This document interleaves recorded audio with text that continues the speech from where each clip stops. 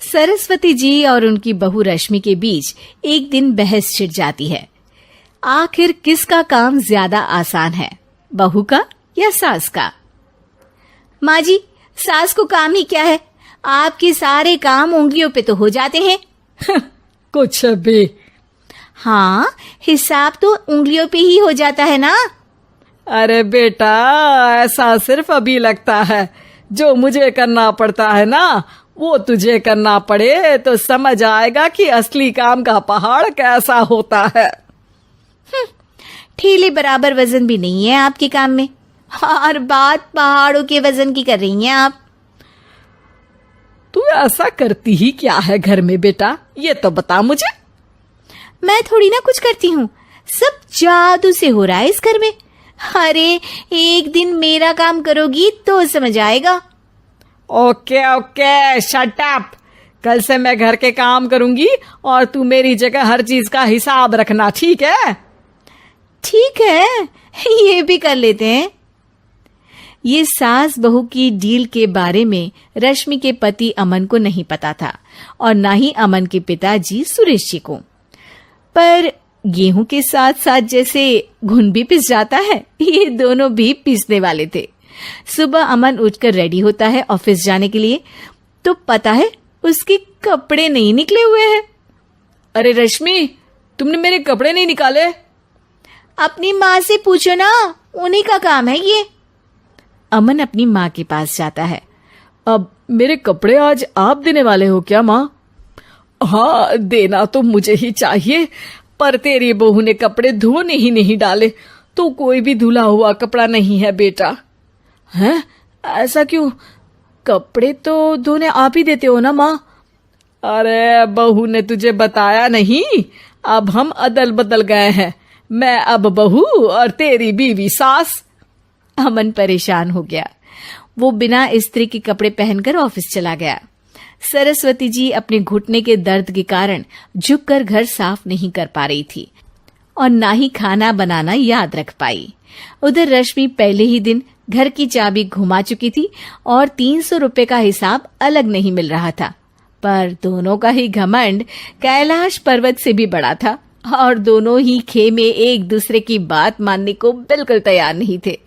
शाम को जब सुरेश जी और अमन खाना खाने बैठते हैं, तो सरस्वती जी उनके सामने गाजर और पपीते लाकर रख देती हैं। अरे माँ, ये क्या है? ख्याली पुलाव के साथ सलाद। माँ जी खाना बनाना भूल गई लगता है। अरे एक एक चमन्नी का हिसाब है मेरे पास, खाना बनाना कैसे भूल जाऊंगी? ये तो मैंने पढ़ा था कि फल फ्रूट खाने से सेहत अच्छी रहती है, इसीलिए ये ले, एक फल खा ले। रात को सुरेश जी और अमन अपनी मीटिंग बिठाते हैं अकेले में। बाबूजी, इनकी लड़ाई के कारण ना हमें ठीक से खाना मिल रहा है, उल्टा घर के सारे काम रुक गए हैं। हाँ बेटा, 2 भैंसों की लड़ाई में बेचारे खेत के पौधों का भी नुकसान हो रहा है। पर पापा, क्या बताऊं आपको, मैंने माँ को इस महीने की 2 तारीख को बिजली के बिल के पैसे दिए थे। आज बिल भरने के लिए मांगने गया तो पता चला कि रश्मि उन पैसों से गैस सिलेंडर ले आई। अच्छा, तो सिलेंडर के पैसों का क्या हुआ? अब सिलेंडर के तो कोई पैसे नहीं थे बाबूजी, हमारे घर पर गैस की पाइपलाइन लगी है ना।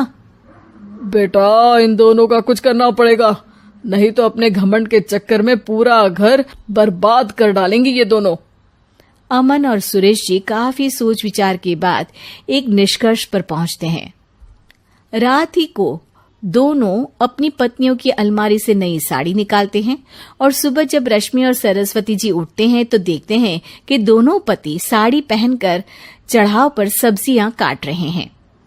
अरे ये सब क्या हो रहा है? क्या हो रहा है मतलब? आप दोनों अदल बदल हो सकते हो तो हम क्यों नहीं? अरे क्या मतलब? नहीं नहीं, मेरी भी बचपन से किसी की बहू बनने की इच्छा थी, तो आज से सरस्वती तुम बड़ी बहू, मैं मिडल बहू और अमन छोटी बहू। अरे लेकिन सब घर पर बैठ जाएंगे तो कमाएगा कौन? ये घर कैसे चलेगा? अब वो तो भैया या बाकी लोग जाने, अब हमने भी अदल बदल कर ही लिया है तो कुछ नहीं हो सकता। रश्मि और सरस्वती जी को समझ में आ जाता है कि उन दोनों की आपस की डील की वजह से इन दोनों को बहुत तकलीफ हो रही है और उनके ईगो ने दूसरों को कितनी यातनाएं दी है। अब असल में माँ जी आप सही थी, सास बनना बहुत मुश्किल है। अरे हाँ बेटा, और तू भी, मुझसे तो नहीं हो पाया सब घर के काम, वापस बदल ले क्या? हाँ हाँ बिल्कुल माँ जी, और अब आप दोनों भी बदल लीजिए, कोई आ गया तो आप दोनों को देखकर क्या सोचेगा। अच्छा है, आप दोनों के समझ में ये बात तो आई, मैं फटाक से कपड़े बदल लेता हूँ। अरे रुक जा बेटा, एक फोटो ले लेती हूँ तेरी, मेरी बेटी होती तो तेरे जैसी ही दिखती साड़ी में। और मेरा फोटो नहीं लोगी?